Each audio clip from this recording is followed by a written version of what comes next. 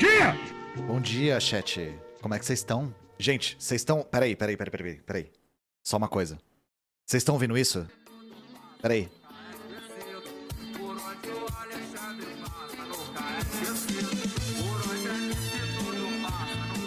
É isso mesmo que eu tô ouvindo? É isso mesmo. Foi de Drake e Josh.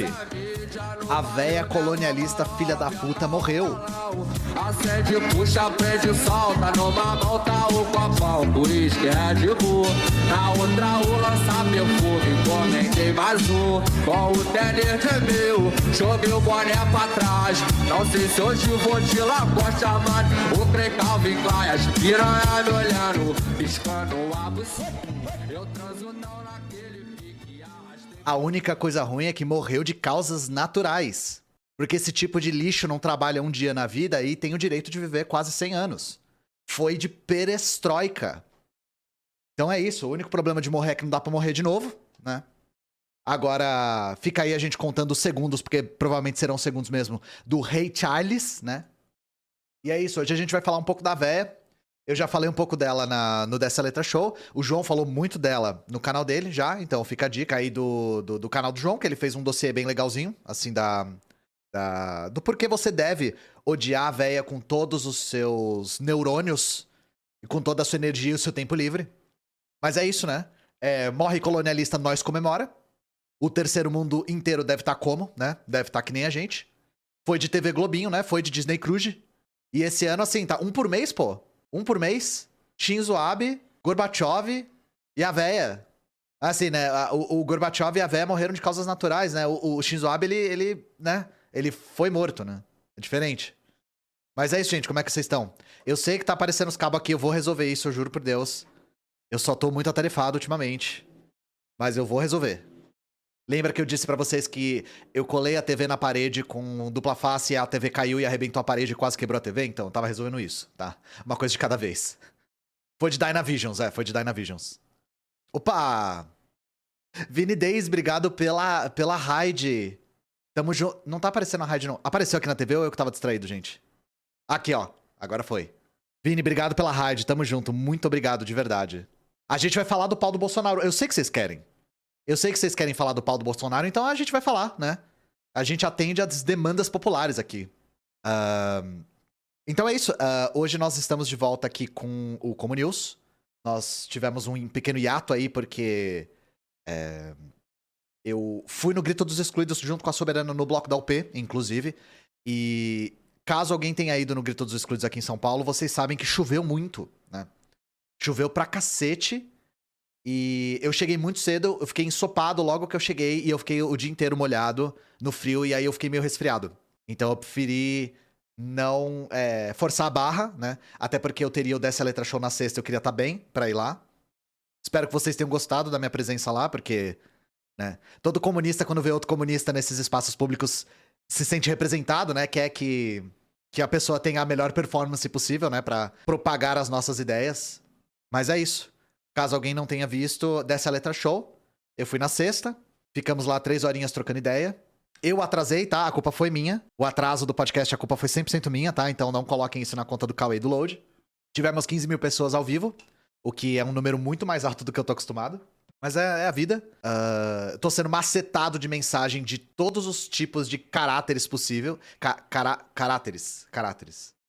Eu não sei se isso existe. Mas desde gente falando que foi legal até... enfim, vocês devem imaginar, né? Quase 16k no Discord da Soberana, inclusive, né? Mas é isso, gente. Recados pra semana, inclusive. Ah, tá sem música, né? Amanhã eu vou anunciar isso melhor nas nossas redes. Mas amanhã eu vou entrevistar o Humberto. Então, o camarada Humberto Matos aí, uma das minhas grandes inspirações pra ser criador de conteúdo. Eu continuo acompanhando muito o trabalho do Humberto, aprendo muito com ele, converso muito com ele, pergunto muita coisa pra ele. E o Humberto, ele tá fazendo campanha pra deputado federal no Rio Grande do Sul. E a gente vai trocar uma ideia amanhã. E quarta-feira eu vou no A Deriva.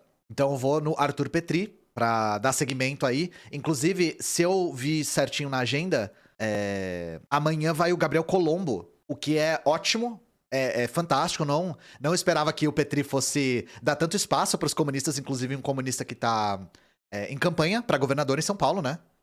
Então amanhã também assistam o Gabriel Colombo lá, por favor. Nós temos também um novo episódio da Audioteca Crítica, né? Pra quem não sabe, nós da Soberana estamos fazendo audiotextos, né? Não vou falar audiolivros, mas audiotextos de textos clássicos comunistas, muitos dos que eu recomendei no meu vídeo de princípios básicos. Então, se algum moderador puder colocar o link da Audioteca aí, por favor, por gentileza. Mas é isso.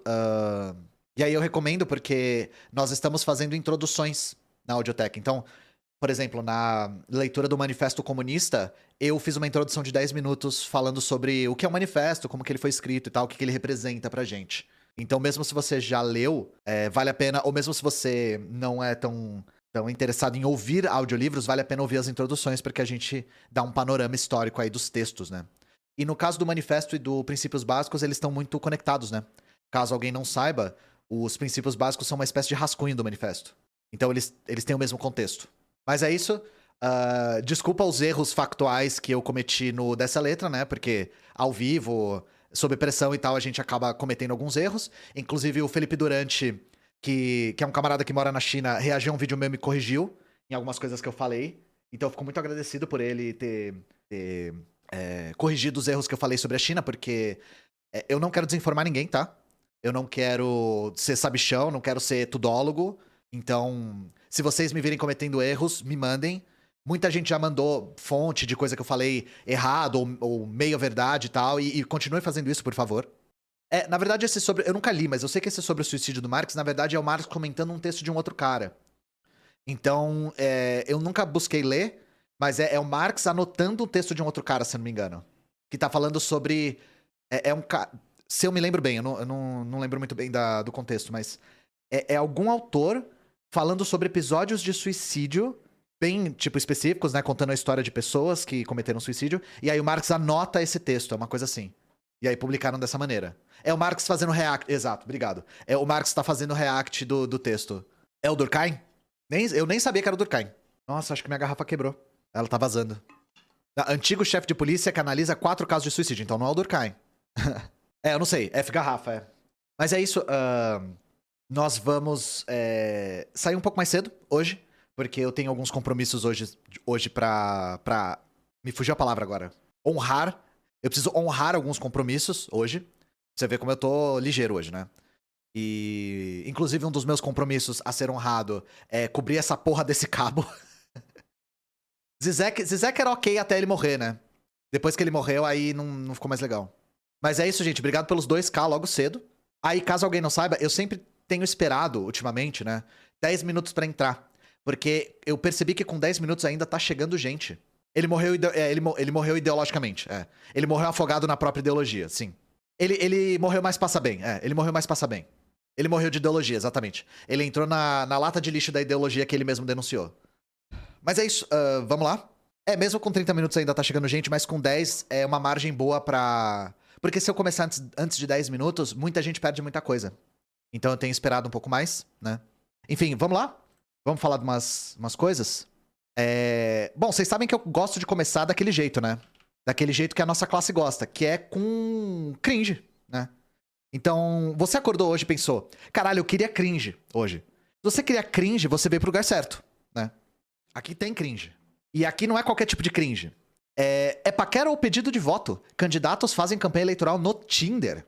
Então, assim, gente, muitas pessoas perguntam se eu permito cortarem meus vídeos e colocarem por aí, né?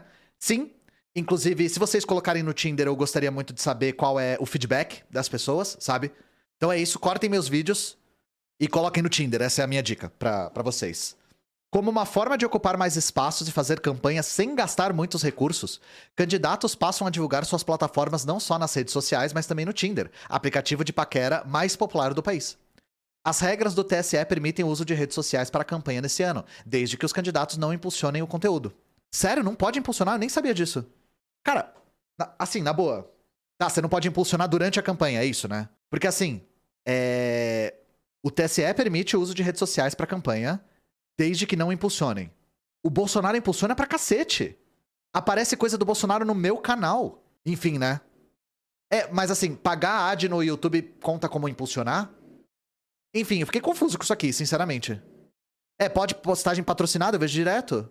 Eu não sei se isso aqui tá errado não, sabe? Tipo, tô cético, sabe? Não sei exatamente do que se trata isso aqui. A Tebet é sócia do Facebook. Os candidatos que estão no Tinder afirmam não usar o conteúdo pago na plataforma. Enfim. Em sua terceira disputa para um cargo eletivo, o candidato à Câmara dos Deputados pelo Distrito Federal, Rafael Seba, do PSOL, decidiu divulgar a sua plataforma também no Tinder. No perfil no aplicativo, ele divulga seu número de candidato e suas plataformas para campanha, abre aspas. O que a gente faz quando não tem orçamento secreto? Vem pro Tinder fazer campanha. Diz o candidato na área em que o usuário apresenta seu perfil para os interessados. A ideia de usar o aplicativo, segundo Seba, surgiu em conversas entre pessoas engajadas na sua campanha. É uma tática de guerrilha ocupar todos os espaços possíveis. Nesse ano, o partido de Seba recebeu 100 milhões de fundo eleitoral, dinheiro público destinado para financiar campanhas. Tá. Entramos nos aplicativos e o retorno está sendo muito bom. Tá, imagino que tenha sido bom. Óbvio que não queremos enganar ninguém, então deixamos explícito que é um perfil de política para a gente falar sobre isso. É um convite a um match político para ver se a pessoa gosta da gente e dá o voto. Assim, eu vou falar uma coisa. Dizem que não existe publicidade negativa, mas assim, é difícil de acreditar nisso quando a gente vê essas coisas, né? Não existe publicidade negativa. Porra, se você visse um candidato no Tinder, você não ia ficar tipo... Caralho. Cringe aí, sabe? Enfim, bom demais ser comunista, né? Que não tem essas coisas. Bom demais ser comunista. Eu já vi.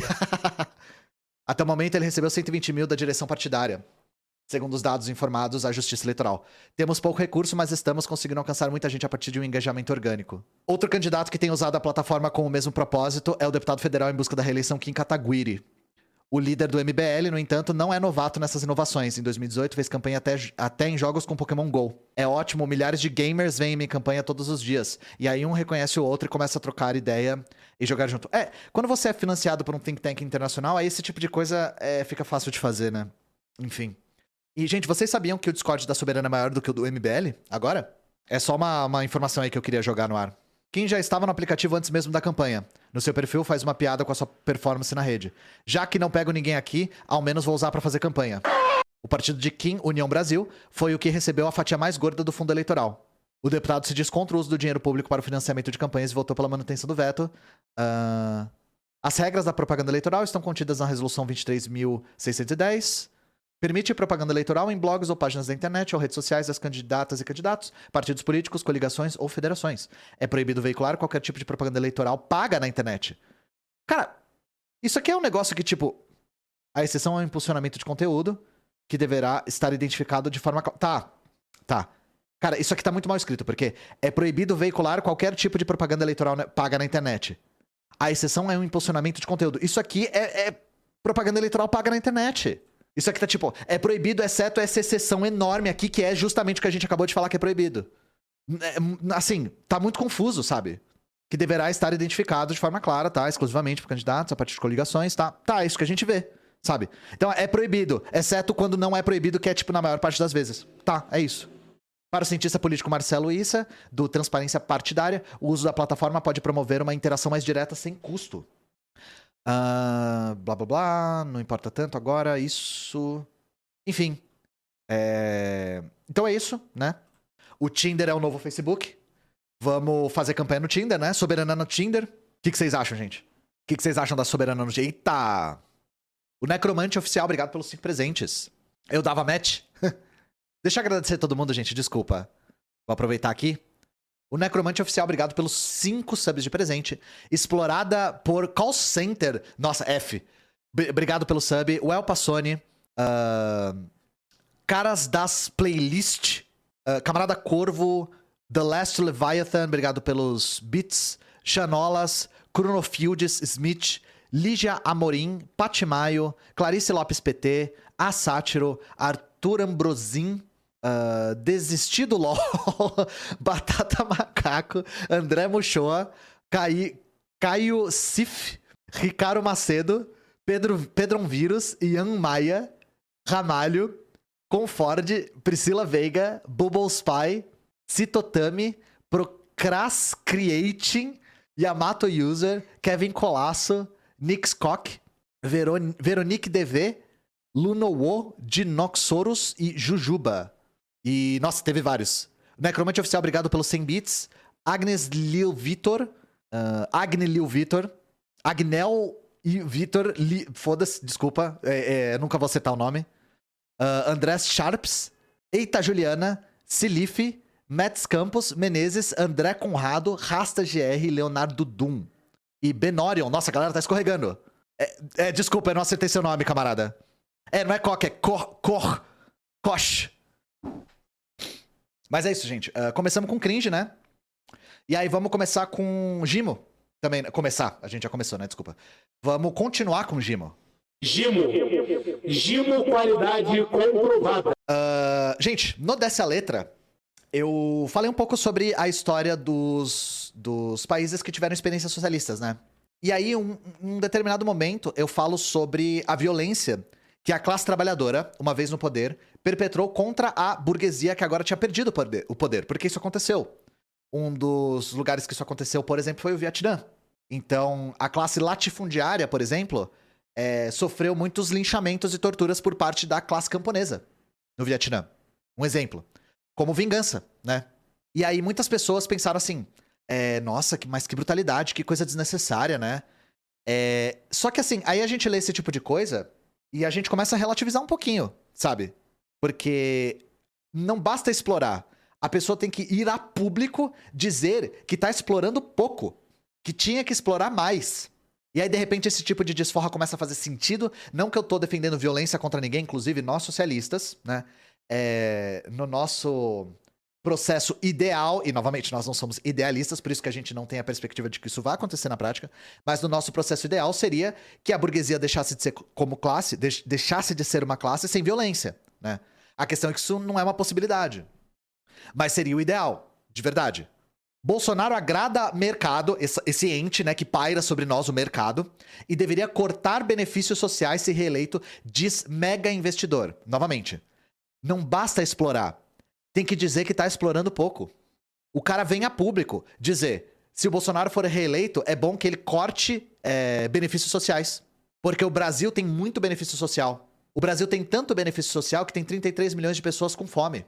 Vocês podem ver que isso é um fruto de excesso de benefícios sociais, né, gente? Imagina se o Brasil tivesse menos benefícios sociais, o que seria?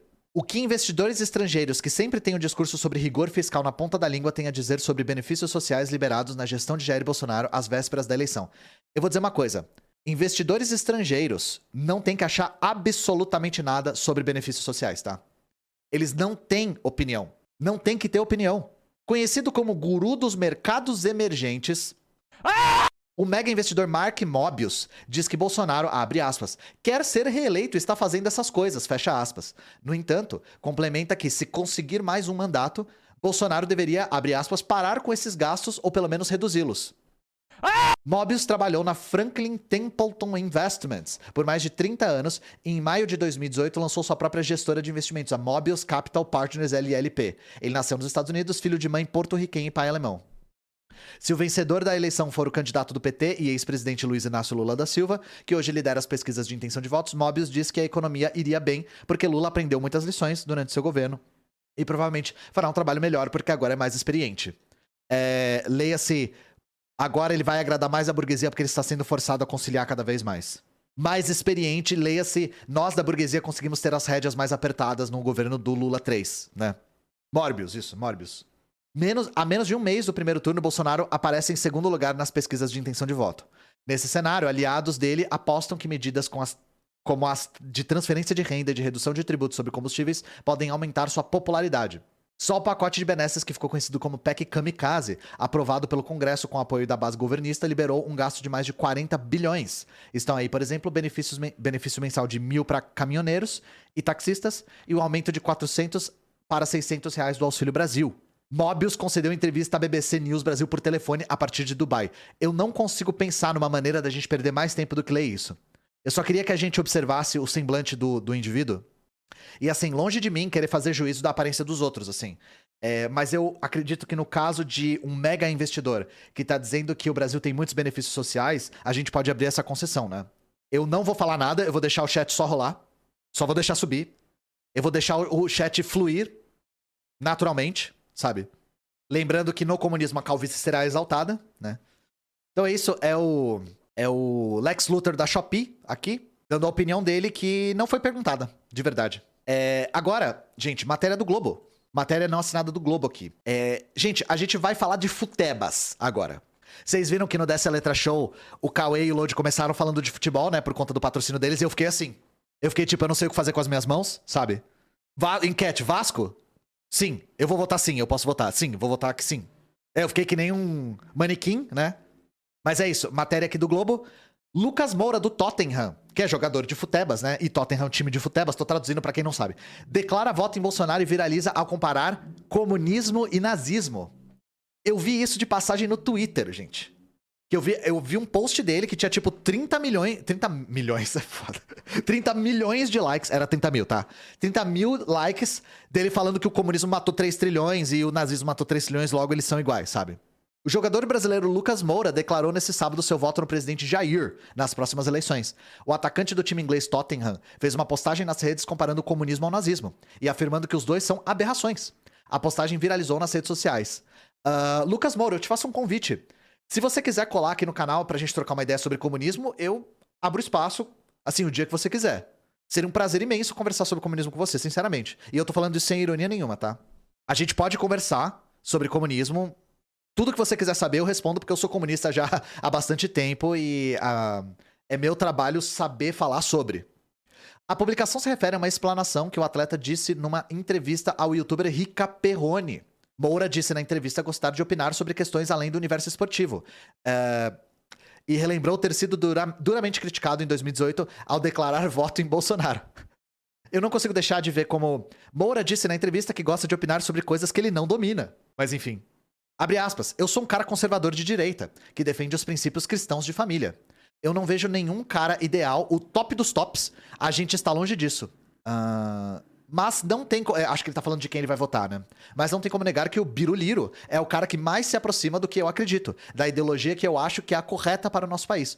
O Lula, do outro lado, defende tudo que eu sou contra. Ideologia de esquerda, socialismo no mais alto nível. Comunismo é um retrocesso. Novamente, agora confirmado. Moura disse na entrevista que gosta de opinar sobre coisas que ele simplesmente não domina. Não tem nada diferente entre o nazismo e o comunismo. E não vejo como a gente voltar a isso retrocesso. Nossa... Difícil de ler isso aqui. Disse Moura, afirmando que defender Lula é praticamente impossível. Nossa, aqui tem uma explicação do Globo do que é comunismo. O comunismo é uma doutrina política e econômica, enquanto o nazismo é uma ideologia que pregava extermínio de minorias como judeus, homossexuais e negros. Após a postagem, as redes do atleta receberam inúmeros comentários com críticas e endosso à fala do jogador. Tá, pelo menos dos males o menor. Pelo menos eles não corroboraram com essa teoria da ferradura estúpida. Eu já tava esperando o pior. Pro Globo tá ótimo. Tá ótimo. Então, de uma certa maneira, sim, o comunismo é uma doutrina política e econômica, de fato. Mas o nazismo é uma ideologia que pregava extermínio de minorias como judeus, homossexuais e negros. Também é verdade. Só que, aí, só complementando aqui. E não tô criticando. Pro Globo tá show, sabe? Tá show. Mas a gente sempre evita definir o nazismo só por isso. Tá? Só por isso. Por quê? Porque isso esconde outros fenômenos semelhantes. E isso faz com que fenômenos como o Trump, o Orbán, o Bolsonaro, o Duterte, esses caras, não sejam categorizados como fascistas, por exemplo, porque eles não pregam abertamente o extermínio de judeus. Então, o extermínio de judeus, gente, é só o exterior. É a manifestação da violência específica do fenômeno nazista alemão, tá? O fenômeno fascista como um todo, ele tem uma configuração que precisa ser exposta.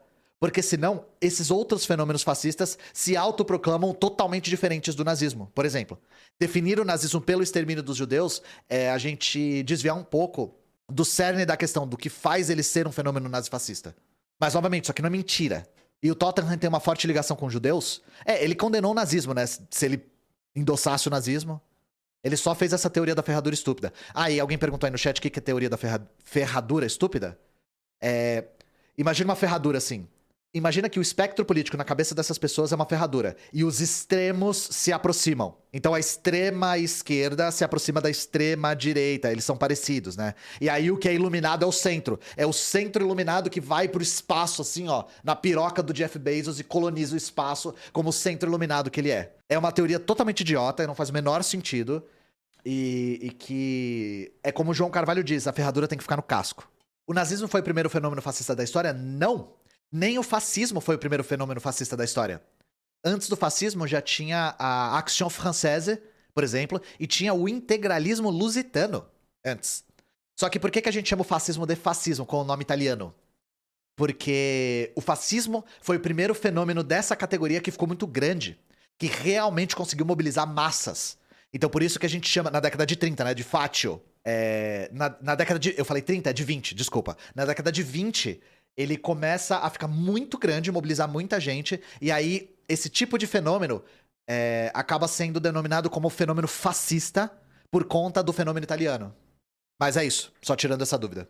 Outra notícia em off aqui. Mônica Bergamo, na Folha. Bolsonaro disse a Playboy que já broxou. Lembra que eu prometi pra vocês que eu ia falar do pau do presidente? Eu tenho certeza que vocês falam, cara, eu não consigo, o Ian não fez como news, eu precisava ver uma notícia sobre o pau do presidente. Eu sei que eu decepcionei todos vocês, não falando do pau do presidente, né? Mas agora eu vou falar. Então vamos lá, né? E assim, gente, não precisava nem da notícia pra gente saber que uma pessoa que fica falando o tempo todo que não brocha, só pode ser uma pessoa que brocha, né? Não existe outra possibilidade pra uma pessoa que o tempo todo fala que não brocha, que uma pessoa que brocha o tempo todo. Assim, e eu acho que vocês já sabiam disso, né? É a Michelle tendo que beijar aquela boquinha com os dentes de pedrinha de aquário, né? O presidente Jair Bolsonaro, do PL, de 67 anos, já admitiu publicamente que broxou durante uma relação sexual. A declaração foi feita por ele 11 anos antes de puxar o couro de imbrochável, ou seja, quando ele era mais jovem, diante de milhares de apoiadores na esplanada dos ministérios em Brasília no 7 de setembro. Abre aspas, lógico, ponto de exclamação. Quem nunca broxou está mentindo, pô. Eu não vou comentar. Disse ele em 2011, em entrevista à extinta revista Playboy. À época, com 56 anos, o mandatário era afiliado ao PP e ocupava o cargo de deputado federal quando falou ao jornalista Jardel Seba, editor da publicação. Questionado se sexo era importante pra ele, Bolsonaro respondeu, abre aspas, é lógico que a minha atividade sexual não é a mesma de quando eu tinha 20 e 30, mas ela existe. Tanto que casei de novo. Com o passar do tempo, você fica ali em 2 por semana, 3 por semana. E pode cair, né? Afirmou Bolsonaro a Playboy. Bom, e quando o Bolsonaro transou pela primeira vez em 6 anos, ele fez questão de falar pra todo mundo em público, né? Que é quando ele fala bom dia pra todo mundo, menos pra primeira dama, que eu já dei bom dia pra ela. E aí, todas as vezes que o Cristiano do Medo e Delírio coloca esse áudio, eu quero morrer um pouco por dentro. O jornalista então perguntou, já caiu, deputado? Foi quando o atual presidente admitiu que broxou. A coluna recuperou a íntegra da entrevista que foi ao ar no antigo site da revista em 29 de junho de 2011. Na época, a publicação ganhou repercussão por trazer uma afirmação de Bolsonaro de que seus imóveis seriam desvalorizados caso tivesse vizinhos homossexuais. Moro num condomínio. De repente vai um casal homossexual morar do meu lado. Isso vai desvalorizar minha casa. Bicho, qual é a lógica disso, mano? Como assim? Qual é a relação que o cara tá dizendo? Qual é a relação que o cara tá fazendo entre ter vizinhos homossexuais e desvalorizar a casa? Gente, vocês sabem a sexualidade dos vizinhos de vocês? Eu não faço a menor ideia da sexualidade dos meus vizinhos. Qual das 150? Boa, você fez a pergunta certa. Será que comprando casa em dinheiro vivo ele checava se os vizinhos eram homossexuais ou não? Ele afirmou ainda que seria incapaz de amar um filho homossexual. Isso a gente já sabia. Seria incapaz. Não vou dar uma de hipócrita aqui pra fazer média com quem quer que seja. Teria vergonha. Ele é incapaz de amar também o 04, né? Lembrando que o Bolsonaro detesta o 04. O Bolsonaro tentou abortar o 04. O Bolsonaro quase não fala com o 04. O Bolsonaro, quando fala sobre ele, fala que recebe ele em casa. Recebe, como se fosse, tipo, uma pessoa... Como se fosse uma visita qualquer, assim. E ele falou que deu uma fraquejada e teve uma mulher, né? Questionado se já tinha feito o exame de próstata, Jair Bolsonaro admitiu ter realizado o procedimento 7 vezes e orientou os leitores da revista que fizessem o mesmo. Você violenta a tua formação, os teus princípios, mas sabe que aquilo é pra ter uma vida sexual saudável. É constrangedor, mas por favor, façam. Você violenta a sua formação e os seus princípios fazendo o exame de próstata. Enfim, né? O cara, ele é incrível, velho. O cara é uma máquina de bosta. É impressionante. Eu não acredito que depois desse tempo todo eu ainda fico chocado, sabe? O cara ainda consegue me chocar depois desse tempo todo. Mano, eu não vou ler o que tá... Gente, desculpa.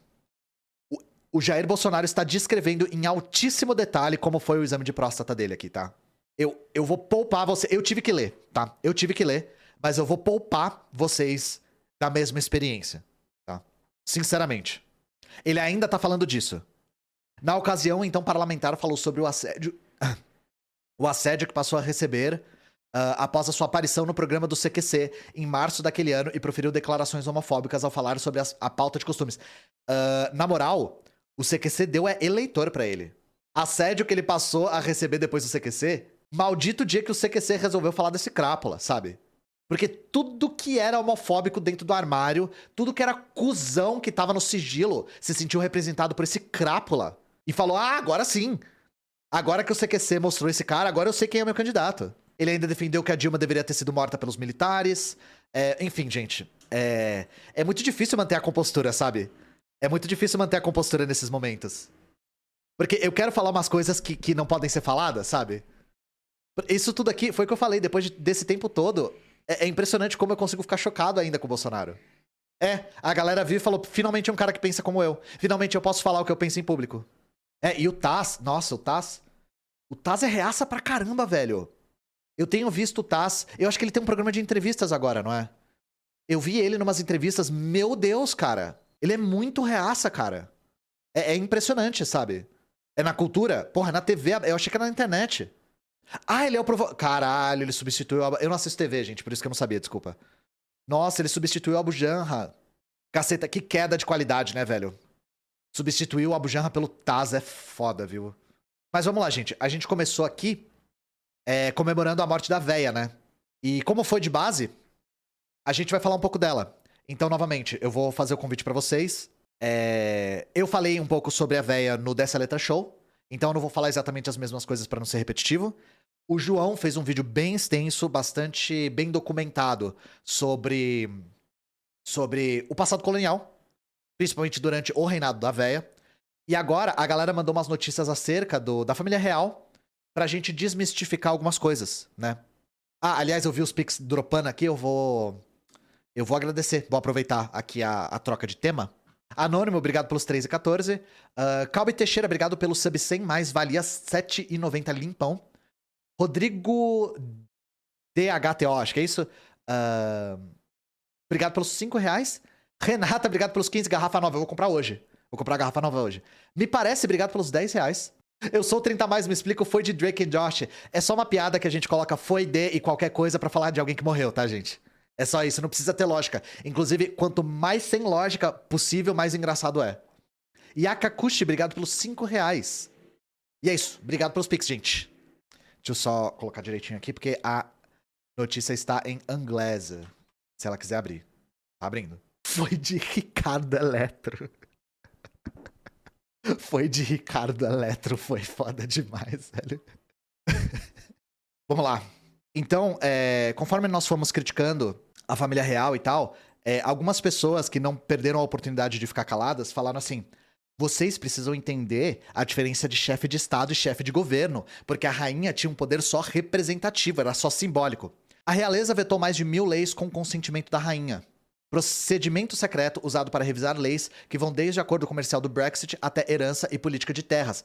Isso aqui é de 2021, tá? Mas é pertinente agora pra morte da rainha. Mais de 1000 leis foram examinadas pela rainha ou príncipe Charles, que agora é rei Charles, por meio de um procedimento secreto antes de serem aprovadas pelos membros eleitos do parlamento do Reino Unido, segundo o Guardian. O grande número de leis sujeitas ao veto real abrange assuntos que vão desde justiça, previdência social, pensões, relações raciais e política alimentar, até regras obscuras sobre taxas de estacionamento e hovercraft. Elas incluíam projetos de leis que afetavam a propriedade pessoal da rainha, como suas propriedades particulares em Balmoral, em Sandringham, e potencialmente qualquer coisa que pudesse afetá-la pessoalmente. O Guardian compilou um banco de dados de pelo menos 1062 projetos de lei que foram submetidos ao consentimento da rainha, desde o início do reinado da Elizabeth II até os dias atuais. O banco de dados ilustra que o procedimento opaco do consentimento da rainha foi exercido muito mais extensivamente do que se acreditava. Então, aqui algumas, né?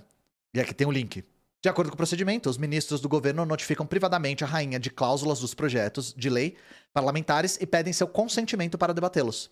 Como parte de uma série que investiga o uso do procedimento de consentimento, o Guardian publicou documentos dos arquivos nacionais que revelam que a rainha, em algumas ocasiões, usou o procedimento para fazer lobby privado no governo. A investigação descobriu evidências sugerindo que ela usou o procedimento para persuadir ministros do governo a mudar uma lei de transparência da década de 70 para esconder sua riqueza privada do público. Os documentos também mostram que, em outras ocasiões, os conselheiros da monarca exigiram exclusões de leis propostas relacionadas à segurança viária e política fundiária que pareciam afetar suas propriedades, e pressionaram para que a política do governo sobre locais históricos fosse alterada. O banco de dados de 1062 leis refere-se à legislação que a rainha vetou de acordo com as regras de consentimento, e não se sabe em quais ocasiões ela também pressionou por mudanças no projeto da legislação. O Guardian descobriu evidências de lobby por mudanças em pelo menos 4 projetos de lei, mas é possível que ela tenha interferido em muito mais. Quando questionados pelo Guardian, os representantes da rainha se recusaram a dizer quantas vezes ela havia solicitado alterações na legislação desde que subiu ao trono em 52. A realeza descreve o processo de consentimento como uma convenção de longa data em que a rainha é solicitada pelo parlamento a fornecer consentimento para o debate de projetos de lei que afetariam a prerrogativa ou os interesses da coroa. O banco de dados compilado pelo Guardian revela a vasta gama de projetos de lei do Reino Unido que os ministros decidiram enviar ao palácio para a consideração. Alguns dos projetos de lei que a rainha revisou antes de serem aprovados pelo parlamento estão relacionados à riqueza ou tributação. Uma das famílias mais ricas da Grã-Bretanha, com os investimentos imobiliários do monarca isentos de impostos sobre herança e coleção de belas artes e joias acumuladas ao longo dos séculos, os Windsor são notoriamente cautelosos com suas finanças. E aqui é a coroa com várias joias roubadas de África e Ásia, né? Os membros da família Windsor podem ter seu testamento selado do público, ao contrário de qualquer outra família da Grã-Bretanha, garantindo um nível incomparável de sigilo em torno da sua riqueza privada. Não existe nenhum número confirmado da riqueza da família Windsor, embora as estimativas coloquem em centenas de milhões de libras. Em 2014, por exemplo, a rainha e o herdeiro do trono examinaram a conta de herança e poderes de curadores. 2 anos antes, ela examinou a conta dos trusts capital e renda. Trusts são arranjos legais frequentemente usados por famílias ricas para proteger seus ativos do escrutínio fiscal e público. Ela também examinou projetos de lei que abrangem áreas inteiras da formulação de políticas governamentais. Pelo menos 11 projetos de lei que regem as ferrovias foram examinados pela rainha, às vezes relacionados às terras pertencentes às propriedades reais. Em 2013, a rainha deu seu consentimento ao projeto de lei parlamentar para construir a linha ferroviária de alta velocidade 2 entre Londres e Birmingham. Os ministros dos transportes notificaram ao palácio de que o projeto afetava os interesses da coroa, pois o departamento precisava adquirir 21 terrenos pertencentes à propriedade da coroa durante a construção da linha. Pelo menos 10 projetos de lei relacionados à política habitacional foram submetidos ao consentimento do Queen. Tá, ele não traduziu da rainha, né? Do Queen é foda. Ele achou que era... O tradutor achou que era banda, gente. Desculpa. O tradutor viu... Queen e achou que era a banda Queen. E aí ele traduziu como consentimento da banda Queen, tá? Assim como 5 relacionados à lei sobre pensões, 7 relacionados ao NHS, que é o SUS deles, e pelo menos 2 relativos ao bem-estar animal. O governo concedeu à rainha uma isenção em um ato de 2006 para evitar maus tratos a animais, impedindo os inspetores de entrar em suas propriedades privadas. Alguns dos projetos de lei submetidos ao consentimento da rainha são notavelmente obscuros e ostensivamente têm pouca relevância para a monarquia, levantando questões sobre por que os Windsor foram solicitados a examinar projetos. Eles incluem projeto de lei de 63 relacionado ao Museu Britânico, um projeto de lei de 86 sobre salmão e a lei do estacionamento. Código de prática para regular comportamento de empresas privadas de fixação de carros. Adam Tucker, especialista em direito constitucional da Universidade de Liverpool, disse que a variedade de leis feitas para passar pelo procedimento de consentimento da rainha é surpreendente. Muitas dessas contas não são distintivamente sobre a coroa, ou principalmente sobre a coroa, ou obviamente sobre a coroa de qualquer forma. Em inglês deve estar diferente, né? Aqui ficou confuso em português, disse ele. E, no entanto, eles obviamente ainda têm algum conteúdo que os arrasta para o processo. Ver o alcance absoluto nessa forma de lista implacável realmente mostra a enorme amplitude de coisas que o procedimento captura. Em outros casos, uma conexão com os interesses financeiros da coroa é clara, como um projeto de lei de 88 que afeta o Ducado de Lancaster, a propriedade privada que dá à rainha uma renda multimilionária. O Palácio de Buckingham confirmou que o mecanismo abrange projetos de lei que afetam os interesses privados da rainha, como suas propriedades particulares, bem como qualquer coisa que afete a rainha pessoalmente, seja como indivíduo ou como proprietária de terras ou empregadora. Um porta-voz da rainha disse: se o consentimento da rainha é necessário, é decidido pelo parlamento, independentemente da Casa Real, em assuntos que afetam os interesses da coroa, incluindo bens pessoais e interesses pessoais do monarca. Se o consentimento for necessário, o projeto de lei é, por convenção, submetido ao soberano para conceder apenas por conselho dos ministros e como uma questão de registro público. Mentira, tá? Isso aqui, ele tá passando... Ele tá colocando panos quentes na questão. Ele basicamente tá dizendo: isso aqui é só protocolar, a rainha não tem nenhuma... A família real não tem nenhuma ingerência na decisão desse tipo de de legislação. Isso aqui é mentira, tá? Isso aqui é simplesmente mentira. Ela tem ingerência e tem muita ingerência. Isso aqui que a matéria tá provando. Ela acrescentou: o consentimento da rainha é um processo parlamentar, com o papel do soberano puramente formal. O consentimento é sempre concedido pelo monarca quando solicitado pelo governo. Qualquer afirmação que o soberano bloqueou a legislação é simplesmente incorreta. Novamente, o quão pouco transparente é esse processo faz com que o porta-voz da família real não tenha opinião confiável a respeito disso, né? Então é isso, gente. Isso aqui é pra provar pra vocês que não é só pra ser capa de tabloide, tá? Não é só pra ser uma parasita que faz parte de uma família dominante há mais de 1000 anos. Porque assim, quando vai falar de socialismo, aí é monarquia. Mas quando é monarquia de verdade, aí ninguém critica, né? Ter 3 kings na Coreia, literalmente monarquia dinástica. Ter a mesma família há 1000 anos no Reino Unido, aí não. Aí tudo bem, aí o Reino Unido é uma maravilha, né? Mas sim, a família real tem ingerência nas políticas públicas do Reino Unido e tem muito, tá? Mas, vocês querem saber o quão parasita é a família real? Vamos falar sobre o quão parasita ela é? Charles III ganhava 141 milhões por ano como dono de terras. Pra fazer o quê? Pra fazer nada. Nada.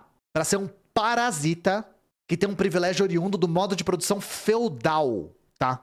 Isso aqui é uma permanência do modo de produção feudal. E isso aqui é incrível, gente.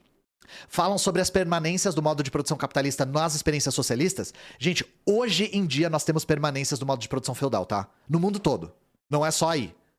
Com a morte da rainha Elizabeth II, na última quinta-feira, e a proclamação do Charles III como novo monarca da Inglaterra nesse sábado, as finanças da família real britânica voltaram a ser tema de discussão nas redes sociais. Segundo o portal Fox Business, o título do Duque da Cornualha gerou uma grande fortuna ao rei. O ducado, que fica localizado no condado da Cornualha, ao extremo sudoeste do país, forneceu ao atual monarca uma renda anual de 27,5 milhões de dólares.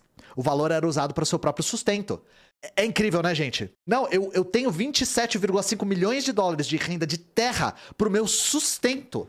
Cara, você não faz ideia de como a vida de um monarca precisa de manutenção. Sustento. Dá pra ele comprar... Vocês imaginam quanto de chiclete ele consegue comprar com essa renda? Porra, o cara consegue comer Toblerone todo dia. Café em grão, velho. Café em grão, todo dia. Também da sua esposa, Camila, e de seus filhos, os príncipes William e Harry, além das suas respectivas famílias. Gente, é uma família que tem necessidades muito especiais, né? As leis do ducado tornam Charles III o maior proprietário de terra da Inglaterra. O terceiro maior proprietário de terra da Inglaterra é um cara que tem privilégio de nascimento. Com cerca de 185 mil... Privilégio de sobrenome, tá, gente? De sangue. 185 mil acres espalhados por 23 condados, incluindo o aluguel de 600 unidades residenciais e mais de 700 arrendamentos agrícolas, ou seja, 13% das terras do condado. Um ducado é uma propriedade privada que fornece renda para o herdeiro do monarca. Em 1337, o rei Eduardo III estabeleceu a carta decretando que o Duque da Cornualha devia ser seu rebento mais velho ou herdeiro do trono. Gente, novamente, eu vou repetir. Todas as vezes que acusam a Coreia Popular de ser uma dinastia, de ser uma monarquia, a gente sempre fala: não existe em nenhum lugar da legislação da Constituição coreana dizendo o sucessor da família Kim deve ser também da família Kim, o seu filho mais velho, blá blá blá blá blá blá. Inclusive, o Kim Il-sung não é o filho mais velho, e se não me engano, o Kim Jong-un também não é. Só que, se tem uma lei de 1337 dizendo que o Duque da Cornualha deveria ser o seu rebento mais velho e herdeiro do trono, aí tudo bem. Não tem problema. A família real do Reino Unido não é um problema, né? Quando é literalmente monarquia, aí não tem problema. A carta apontava que o ducado incluía um título, uma honra, propriedades de terra e também finanças para sustentá-la. Pelo quê? Por ter nascido na família certa. Isso aqui, você tinha isso tudo pelo quê? Por nascer. Só por ter sangue azul. Estima-se que o patrimônio atual do novo rei seja de 1,5 bilhão, provavelmente pro próprio sustento, né? Então assim, uma tênia é menos parasita que esse cara. Se vocês tinham alguma dúvida do nível de parasitagem, é esse o nível, tá? É esse o nível. E aí a última aqui. Ex-colônias do Reino Unido querem reparação e remoção de Charles III como chefe de Estado. Políticos e pesquisadores da Jamaica, Santa Lúcia e Bahamas citam Barbados como exemplo e afirmam que é hora de deixar o governo real e iniciar um amplo movimento pela República e indenizações pelas consequências nefastas da escravidão. Desculpa. A nomeação de Charles III como sucessor da Rainha Elizabeth II, que faleceu na última quinta-feira, aos 96 anos, desencadeou novos movimentos de organizações da sociedade civil e de políticos de ex-colônias no Caribe, para que o monarca seja removido como chefe de Estado de seus países e que a Grã-Bretanha pague reparações por causa da escravidão. A Reuters, o primeiro-ministro da Jamaica declarou que o seu país lamenta por Elizabeth II e o seu colega da Antígua e Barbuda determinou que as bandeiras ficassem a meio mastro até o dia do seu enterro. Cara, sinceramente, lamenta o caralho. O que o Reino Unido fez no Caribe não tem perdão, tá? Porém, nos bastidores há uma discussão sobre o papel que um monarca distante deve desempenhar no século XXI. Nenhum, não deve existir. O incômodo das nações que já foram colônias inglesas com Charles é anterior à sua ascensão ao trono. Incômodo é foda, né? No começo desse ano, líderes do Commonwealth expressaram desconforto durante a cúpula em Kigali, em Ruanda, sobre a passagem da liderança do clube de 56 nações de Elizabeth para o agora novo rei do Reino Unido. Logo após a nomeação de Charles como liderança do clube de 56 nações, os príncipes de Gales, William e Kate realizaram uma viagem pela Jamaica e Bahamas. Tal viagem foi marcada por cobranças e pedidos de pagamento como reparação a um pedido de desculpas pela escravidão. Niambi Hall Campbell, pesquisadora que preside o Comitê Nacional de Reparações das Bahamas, disse a Reuters que, à medida que o papel da monarquia muda, esperamos que esta seja uma oportunidade para avançar nas discussões sobre reparações para a nossa região.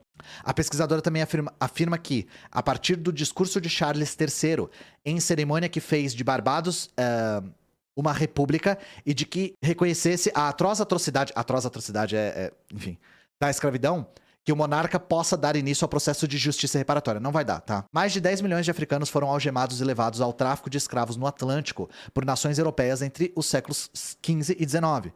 Aqueles que sobreviveram à viagem brutal foram forçados a trabalhar em plantações no Caribe e nas Américas. Rosalia Hamilton, defensora jamaicana de reparações, declarou que a fala de Charles na Conferência de Kigali sobre as atrocidades da escravidão oferece algum grau de esperança de que ele aprenderá com a história e entenderá o impacto doloroso que muitas nações sofreram até hoje. Gente, a história não cobra, tá? A história não cobra e a classe dominante nunca dá nada de maneira voluntária. Tudo que foi concedido, entre aspas, pela classe dominante, não importa de onde seja, foi sobre tremenda pressão, tá? A classe dominante não aprende com os próprios erros e a história não cobra. O pessoal ficava brincando que a Rainha Elizabeth era muito velha, que ela é mais velha do que não sei o quê, que ela tá desde Matusalém, blá blá blá. Sabe por que ela consegue ser tão velha, gente? Isso sem brincadeira. A Rainha Elizabeth conseguiu morrer tão velha porque ela não trabalha. Monarcas não trabalham. A família real não trabalha. As classes dominantes não trabalham. Você consegue viver o máximo possível sem trabalhar. O nosso trabalho diminui a nossa longevidade em muito, tá? Muito. Por que o Lehman, aquela múmia, vive tanto? Porque não trabalha. Por que o Abílio Diniz vive tanto? Porque não trabalha. Burguês vive muito porque não trabalha. Então, para além da piada dela ser imortal, a gente tem que observar sempre que o fato dela viver muito é uma evidência de que ela é uma parasita. Ela morreu de causas naturais, morreu de velha, porque ela é rainha. Porém, desde que foi alçado ao posto de novo monarca do Reino Unido, Charles III não falou sobre reparações com os países que foram colônias. E mesmo se ele falar, vai ser só falar, tá, gente? No ano passado, o governo da Jamaica anunciou um plano para pedir indenizações à Grã-Bretanha por transpor à força cerca de 600 mil africanos para trabalhar nas plantações de cana-de-açúcar e bananas, que criaram fortunas para os proprietários de escravos britânicos. Quem assumir o cargo deve ser solicitado a permitir que a família real pague indenizações aos africanos. Todos nós devemos trabalhar para remover a família real como chefe de Estado de nossas nações, disse David Dennis, secretário-geral do Movimento Caribenho pela Paz e Integração. A exemplo de Barbados, a Jamaica deve, em breve, abandonar o governo real. Pesquisa feita em agosto revelou que 56% dos jamaicanos são a favor da remoção do monarca britânico como chefe de Estado. O ex-primeiro-ministro de Santa Lúcia, Alan Chastanet, e hoje líder da oposição, declarou a Reuters que apoia o movimento que leva o país em direção ao republicanismo. Então, gente, eu falei isso no Dessa Letra Show, aí eu vou repetir. Eu não sei se vocês lembram, mas em abril desse ano, 2022 mesmo, a família real visitou o Caribe e eles visitaram a Jamaica. E assim, isso foi de um mau gosto, que quando eles chegaram na Jamaica, eles receberam um documento com 50 pontos de por que a rainha devia pedir desculpa por estar lá. E assim, esse é o mesmo, digamos assim, seria a mesma sensação se herdeiros da família real portuguesa viessem para plantações de café aqui no Brasil, sabe? No interior do Brasil. A ótica disso é muito podre, sabe? E foi isso que eles fizeram. Acharam de muito bom gosto. O que fizeram com o documento? Obviamente que nada. E não vão fazer nada nunca, tá, gente?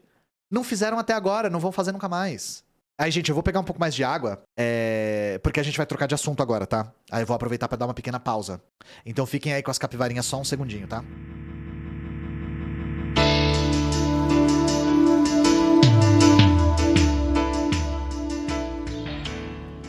Voltemos. Estão acordados? Bora! Levantemos. Bora, Bill! Vamos lá? Então, gente, aí eu vou mostrar uma notícia e... Calma, tá? Eu só vou falar essa palavra, calma. Eu sei, tá? Eu só vou mostrar uma notícia que talvez vocês tenham visto esses dias. Mas eu já antecipo. Calma, eu sei, tá? Então apareceu isso aqui na UOL. Eleição terá apuração paralela de 385 urnas pelas Forças Armadas. Então isso aqui é uma coisa que o Bolsonaro e as Forças Armadas estavam pressionando, tá? Estavam pressionando. E o UOL publicou essa notícia. Só que, depois eu vi isso aqui, ó. Nota à imprensa. TSE reitera informação amplamente divulgada em junho passado sobre a contagem de votos. O Tribunal Superior Eleitoral informa, em relação à apuração das eleições de 2022, que não houve nenhuma alteração do que definido no primeiro semestre, nem qualquer acordo com as Forças Armadas ou entidades fiscalizadoras para permitir acesso diferenciado em tempo real aos dados enviados pela totalização do pleito eleitoral pelos TRS, cuja realização é competência constitucional da Justiça Eleitoral. O TSE reitera informações amplamente divulgadas em junho do ano passado sobre a contagem de votos, a partir da somatória dos BUs, ser possível a várias eleições e que para o pleito deste ano foi implementada a novidade de publicação dos boletins de urna pela rede mundial de computadores, após o encerramento da votação para acesso amplo e irrestrito de todas as entidades fiscalizadoras e do público em geral. Independentemente dessa possibilidade, como ocorre a diversas eleições, qualquer interessado poderá ir às sessões eleitorais e somar livremente os BUs de 10, de 300 ou de todas as urnas. Então, aparentemente eles viram essa mudança, que é depois da contagem das eleições, e acharam que eles tinham acatado esse pedido das Forças Armadas. Por que eu tô falando isso? Porque muita gente ficou muito alarmada com isso. Porque, gente, essa demanda das Forças Armadas por uma apuração paralela é pra clamar fraude. Vocês sabem disso. É pra clamar fraude. Eles querem fazer uma apuração paralela pra poder dizer que tá fraudado. Não tem absolutamente nada a ver com idoneidade. Eles vão, independente de como tá, eles vão olhar e falar, tá fraudado. Ah, mas você nem olhou. Tá fraudado, sabe? Porque a UOL não tira? Não sei. Mas eu só tô aqui esclarecendo porque eu vi um arranca-rabo a respeito disso no Twitter. Vamos ler a matéria, vamos ver o que eles falam. Vai que tem aquelas notas, né? O TSE concordou com uma apuração paralela de votação em tempo real feita pelas Forças Armadas. Não concordou. Não concordou. Pelo menos é o que eles estão falando. Bom, eu tô acreditando em acreditar, né? Eu tô escolhendo acreditar na nota da imprensa do próprio TSE, sabe? Tem um aviso no final que tá errado? Isso foi hoje? Aqui? Não tem, não. Não, tá aqui, ó. Que susto, eu vi 13 de dezembro aqui. É de hoje. É de agora. Então talvez eles não tenham feito nada porque é de agora, tá? É de hoje. Que susto, eu vi 2021, achei que eu tinha lido uma notícia antiga. Mas é isso, gente. Eles lançaram a nota à imprensa dizendo que isso não é verdade. Tem uma errata embaixo? Bom, eu não vi a errata, mas enfim. Eu acho estranho ter errata e não apagarem a notícia, tá? Sabe por quê? Porque a maior parte das pessoas só lê a chamada. Onde que tá a errata? Ah, que errata. Não. Rosa Weber toma posse hoje como presidente do STF e não do TSE. A errata é essa. A errata não tem nada a ver com a apuração paralela. Erramos, esse conteúdo foi alterado. Gente, não tá aqui. Sério mesmo. De verdade, assim. Não tá aqui, sinceramente. Eu mando as notícias. Se vocês quiserem, eu mando a notícia aqui pra vocês, mas eu não tô achando. Eu só tô querendo dizer porque essa porra dessa chamada vai alarmar muita gente. Porque, novamente, se o TSE acatar aos pedidos das Forças Armadas, e lembrando que as Forças Armadas não tem que pedir nada, tá? Elas não têm que achar nada, elas não têm que sugerir nada. Isso aqui abre espaço pra eles clamarem fraude como eles querem. Vocês estão falando pra eu atualizar? Se foi nesse segundo, porque eu acabei de colar a... Gente, não tá aqui, desculpa.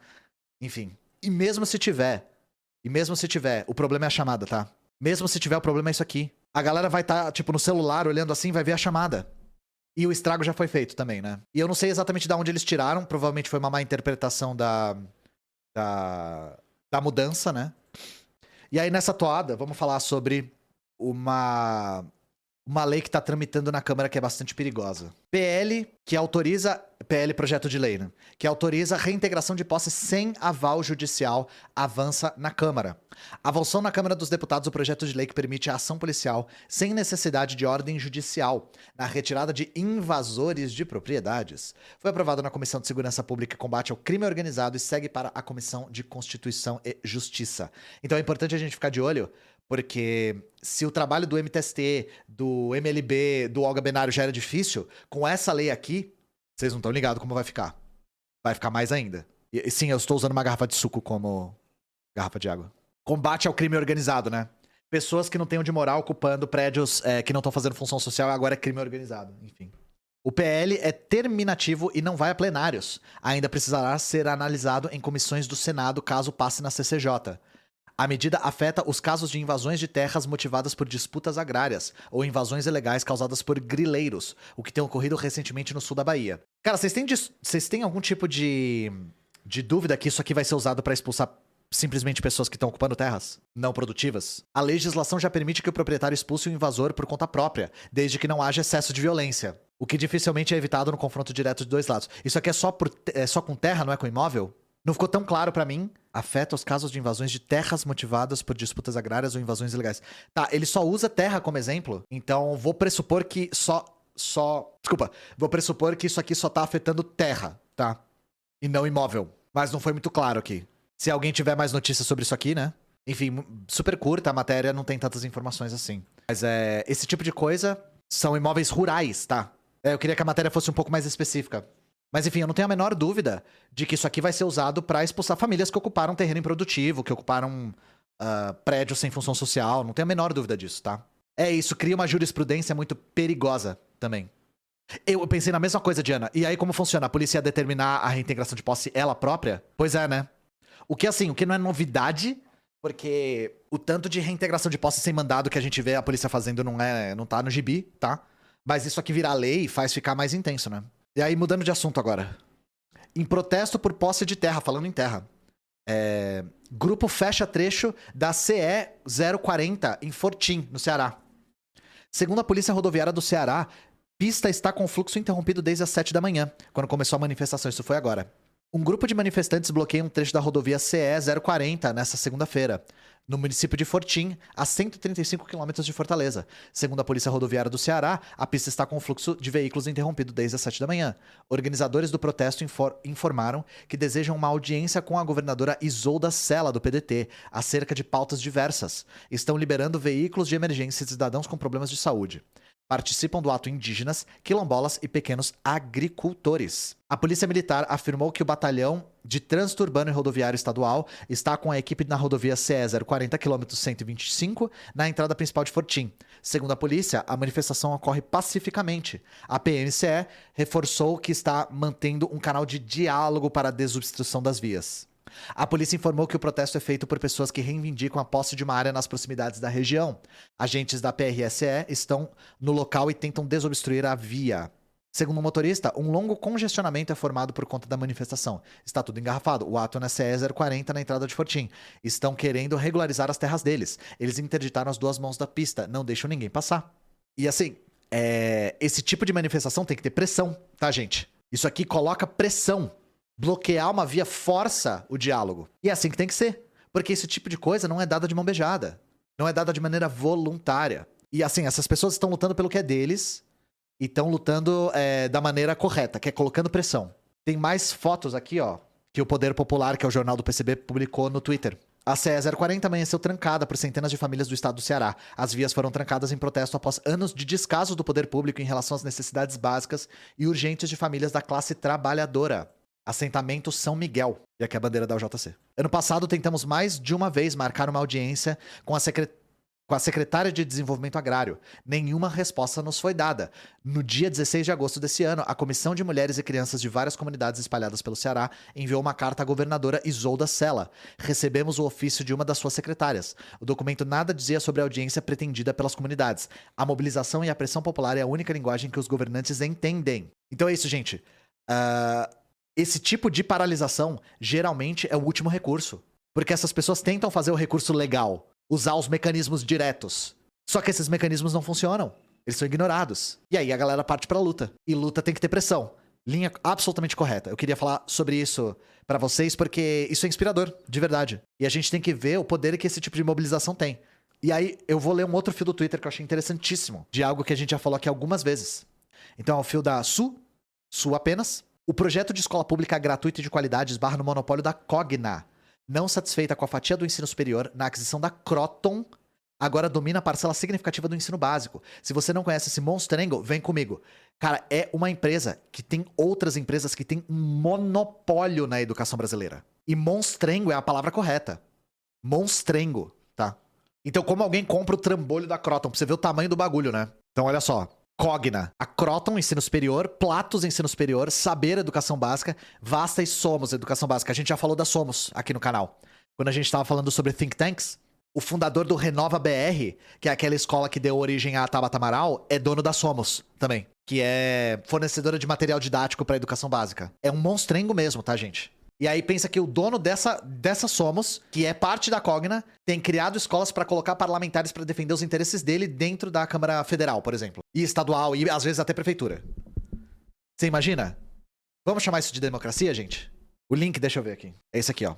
Ó, que é o que eu acabei de falar. A aquisição da Croton trouxe toda a fatia do ensino superior privado e EAD pela monopolização das seguintes empresas: Anhanguera, Fama, LFG, Pitágoras Colégios, Pitágoras, Unice, Uniderp, Unime e Unopar. O que mais impressiona nos últimos anos é a ampliação rápida das marcas voltadas para o ensino básico, através da Saber, da Vasta e da Somos. Por quê? O ensino superior já é palco de um avanço bastante significativo da iniciativa privada. E aí faltava o ensino básico. Então a ideia é sucatear o máximo possível para abrir espaço de mercado e fazer com que as escolas públicas comprem, por exemplo, material didático.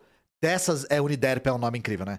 Fazer com que escolas públicas, né, as prefeituras comprem material didático feito por essas empresas e que, pior ainda, que os professores façam cursos de especialização nessas empresas privadas. Por isso, gente, que o setor privado de educação foi muito favorável à BNCC e à reforma do ensino médio.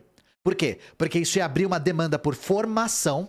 Os professores, por conta da troca de currículo, iam ter que se formar, e aí eles fornecem cursos privados para esses professores se especializarem. Vocês estão entendendo onde isso aqui quer chegar? E eles falavam isso abertamente, tá? Nós somos favoráveis à BNCC para vender curso. Não era escondido. Essa galera, quando tá entre os deles, eles falam tudo, tá? Tipo, ó o monstro isso aqui, né? Conteúdo core, aprendizado digital, treinamento contínuo para docentes. Aqui, ó. Treinamento contínuo para docentes. Línguas socioemocional, STEAM, não sei o que é. Acadêmico. Tá. Não só se destaca que esses monstrões educacionais têm adquirido inúmeras escolas, como têm dominado os nichos de materiais didáticos e sistemas de ensino. Esses são os produtos da Somos. Não dá nem pra aferir isso aqui, gente, de tão gigantesca. Profs. O braço do grupo Cogna é imenso, assim como a sua fatia do mercado. Se você é professor, certamente já entrou em contato com produtos dessa empresa. Um Google rápido e pesquisa na carreira dos CEOs do grupo deixa clara a permeabilidade governamental que eles possuem. Então esses são os donos, né? Quando digo para os meus colegas e amigos da educação que a nossa disputa é contra a educação como mercadoria, é disso que eu tô falando. O impacto da educação empresarial é sentido por nós desde a gestão do currículo BNCC e dos métodos sistemas. A gente precisa resistir. Tá certo? Camarada Su apenas. Geografia e educação. É muito bom o fio de expor esse tipo de coisa. E é isso, gente. Vamos continuar denunciando esse tipo de avanço do setor privado sobre educação, porque ele não pretende ser freado num futuro próximo, sabe? Inclusive, ele cresceu durante a gestão do PT. Então não vão achando que uma eventual vitória do Lula vai fazer com que isso aqui mude, tá? Science, Technology, Engineering e Mathematics. Pra mim, Steam era aquela plataforma que você comprava jogo. Vamos lá. Luta da enfermagem pelo piso nacional. Então, novamente, o ministro do Supremo, o Barroso, vetou o piso salarial para a categoria de enfermagem e aí a galera foi pra rua. Olha só.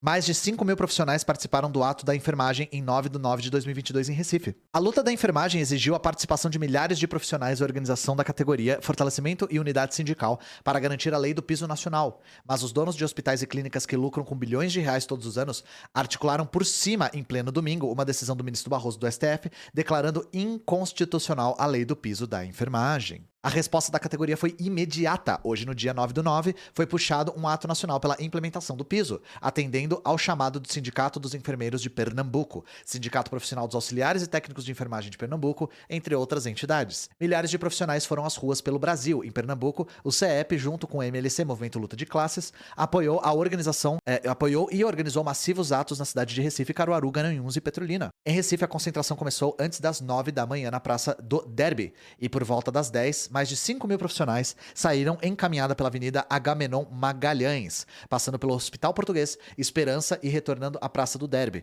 com várias lideranças falando no carro de som e muitas palavras de ordem dos profissionais da enfermagem, enfermeiros, técnicos de enfermagem, auxiliares de enfermagem e parteiras, mostrando toda a sua indignação para um judiciário que sempre defende os patrões e os ricos. Também ocorreu o ato em Caruaru, com mais de 400 profissionais que saíram em caminhada do pátio de evento Luiz Gonzaga, pátio do forró, passando pelo centro da cidade e terminando no Marco Zero. Durante todo o trajeto, a população apoiou a mobilização da categoria, que mostrava toda a sua indignação com as palavras de ordem durante todo o percurso. Já em Garanhuns, cerca de 300 profissionais saíram em marcha do Parque Euclides Dourado, com palavras de ordem, falas no carro de som, cartazes e apitos, passando pelos hospitais particulares, policlínicas e terminando o ato próximo ao hospital estadual.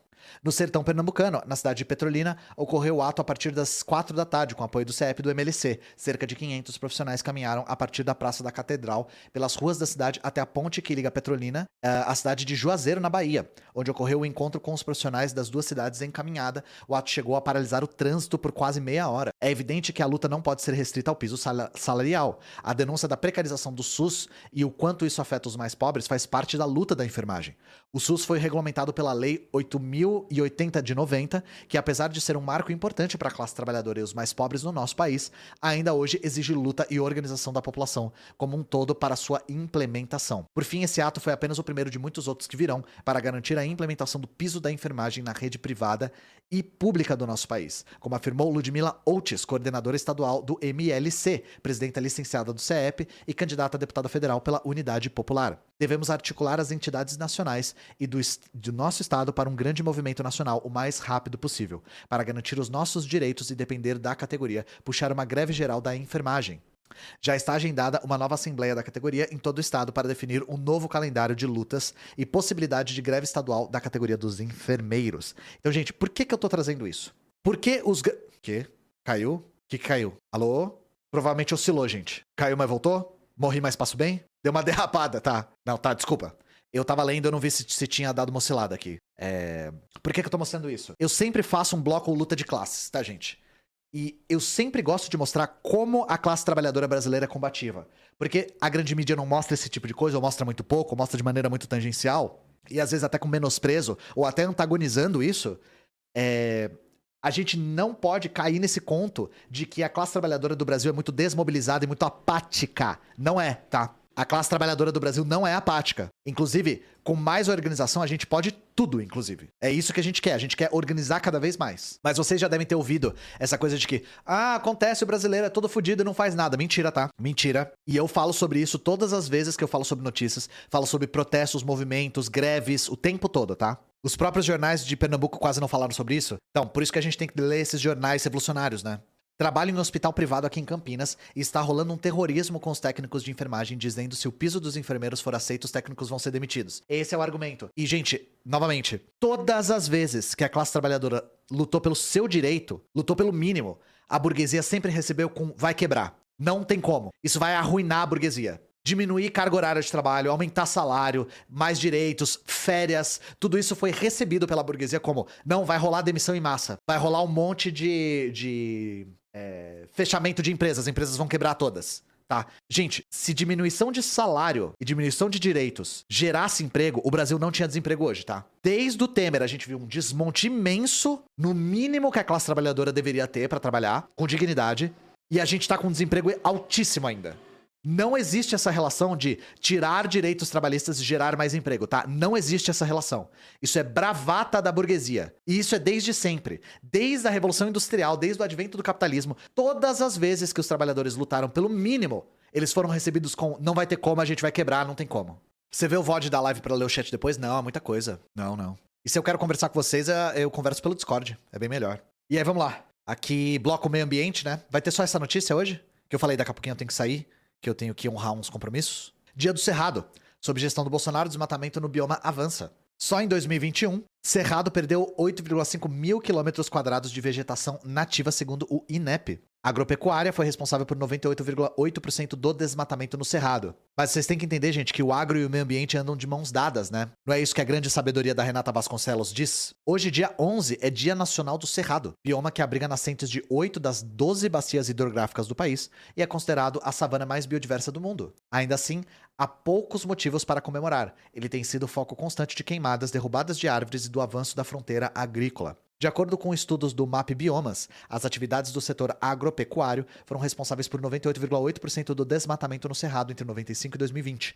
O bioma concentra 30% de toda a área desmatada do Brasil. Um levantamento de pesquisadores brasileiros publicado na revista Global Change Biology concluiu que essa perda de vegetação nativa resultou em um aquecimento médio da temperatura de até 3,5 graus Celsius em algumas partes do Cerrado nos últimos 15 anos. A destruição da fauna e da flora do Cerrado também significa a destruição das pessoas. O Dia Nacional do Cerrado é um dia de conscientização, luta e esperança, diz Pedro Ivo, da Associação Alternativa Terra Azul. A falta de políticas públicas que preservam o bioma tem ameaçado não só a fauna e a flora, como também os povos tradicionais, que dependem do ecossistema para manterem seu modo de vida.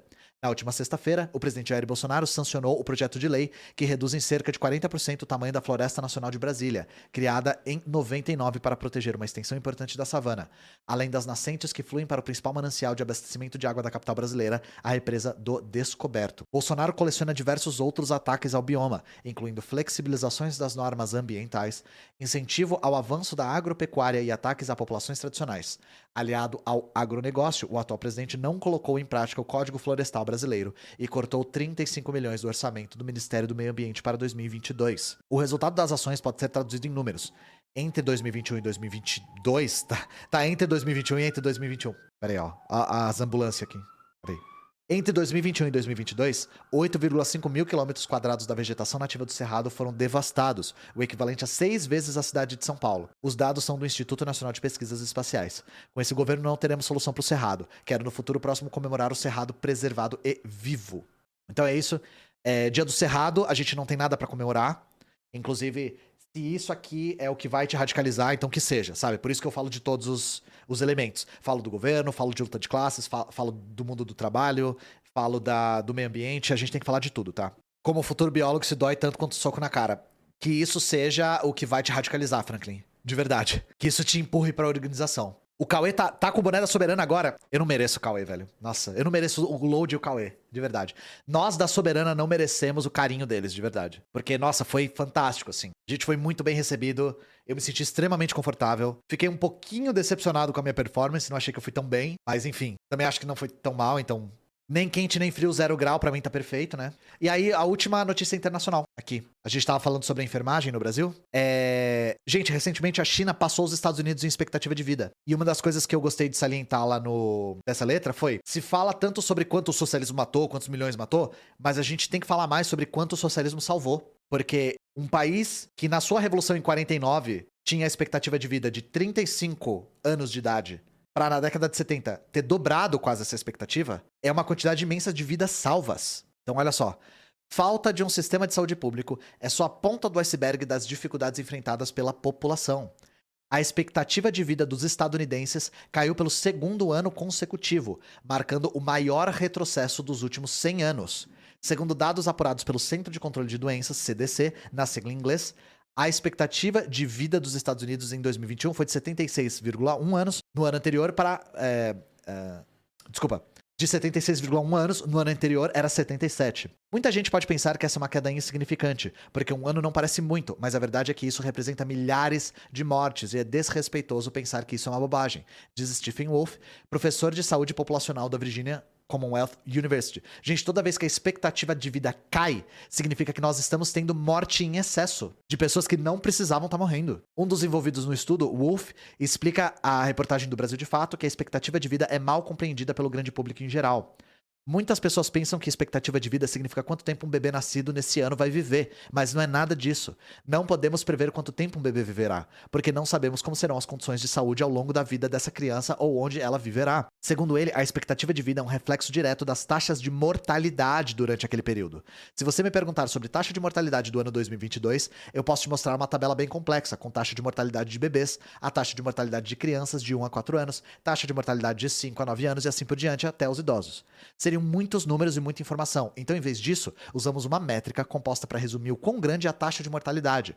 Quando vemos uma diminuição sem precedentes na expectativa de vida nos Estados Unidos, estamos basicamente dizendo que milhares e milhares e milhares de pessoas morreram muito mais do que experimentamos nos anos anteriores. Era de se esperar, portanto, que os últimos anos indicassem uma redução na expectativa de vida dos estadunidenses, uma vez que o país foi o que mais sofreu com a pandemia de Covid-19, contabilizando mais de 1 milhão de mortes em decorrência do vírus. Mas, de acordo com os dados, resumir a explicação de grande problema única e exclusivamente à pandemia não é correto e nem responsável. Há 2 décadas, os Estados Unidos têm a menor expectativa de vida entre os países da alta renda, e essa diferença foi realmente aumentando ao longo do tempo. Depois de 2010, a expectativa de vida dos americanos parou de aumentar e começou a diminuir, mas durante esse tempo continuou a subir em outros países. E entre as razões para esse declínio da expectativa de vida nos Estados Unidos está o problema com overdose de drogas, doenças relacionadas ao abuso de álcool, suicídio, diabetes, condições relacionadas à obesidade e tantas outras causas, afirma o professor da Virginia Commonwealth University, insistindo que o problema no país é sistêmico. Os Estados Unidos são um dos poucos países ricos a não contar com um sistema de saúde público.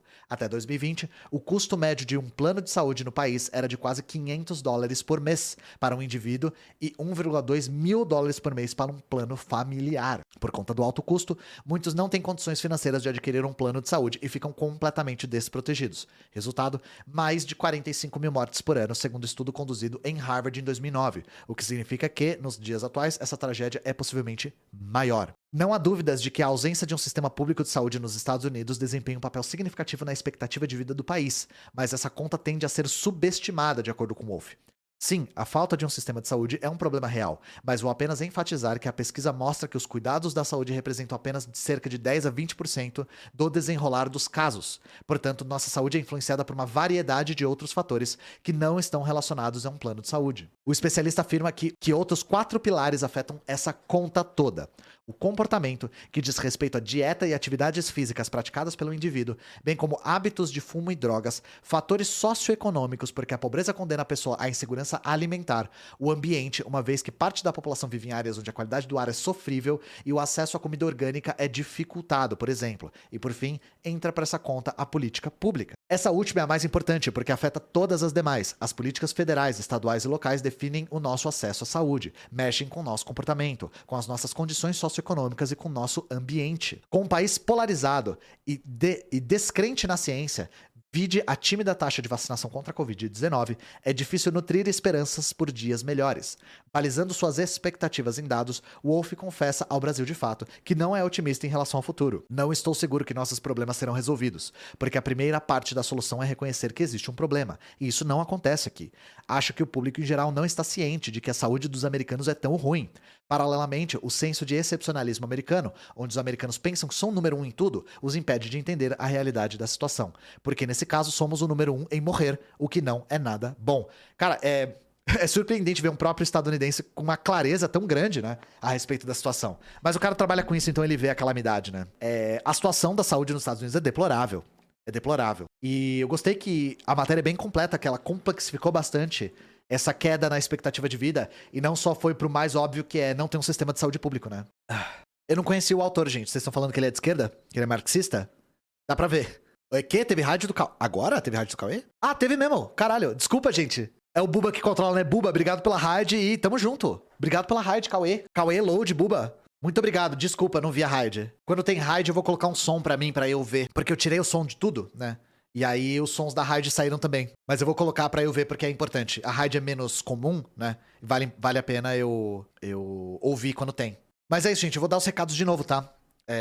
Que a gente já tá se aproximando do fim também, porque eu tenho compromisso agora. Então, amanhã eu vou entrevistar o Humberto. Amanhã nós temos o Humberto Matos, camarada Humberto Matos, que eu falei, é uma grande inspiração pra mim. Foi um dos caras que foi minha referência pra começar a criar conteúdo na internet. E amanhã a gente vai entrevistar ele trocando ideia sobre a candidatura dele no Rio Grande do Sul pra deputado federal. Aí, quarta-feira eu vou no A Deriva, me desejem sorte, né? Sempre bate um nervosismo quando é podcast, assim, né? Então eu vou estar lá também. Gostei também que o Gustavo foi antes de mim pra tancar. Ele foi já.